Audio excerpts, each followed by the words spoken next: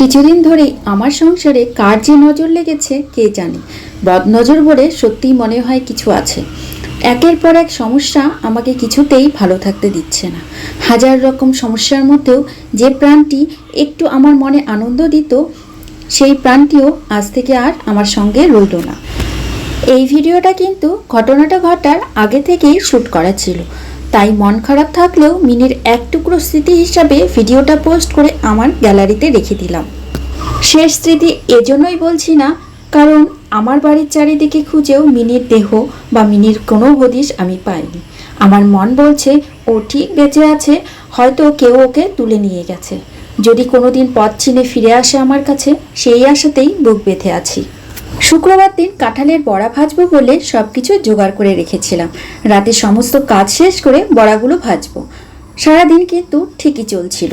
Mini যেমন আমাদের সাথে খুনসুটি করে, পায়ে পায়ে ঘোরে, আমাকে একটু বসতে দেখলেই আমার কোলে এসে চুপটি করে বসে থাকে। সব কিছু ঠিকই চলছিল। সন্ধ্যে 7:30টার সময় মিনিকে ভাত খেতে দেওয়া হয়েছিল। ঠিক তারপর থেকেই মিনির আর কোনো খোঁজ পাওয়া যায়নি। বারবার মনে হচ্ছে এই বুঝিও দৌড়ে এলো, কিন্তু না, শনিবার বিকেল পর্যন্ত ওর কোনো খোঁজ আমি পাইনি। কেউ যদি ওকে নিয়ে গিয়ে থাকে, ভগবান যেন ওকে খুব ভালো রাখে। আমি যেভাবে যত্ন রেখেছি সে যেন সেভাবেই যত্নে রাখে।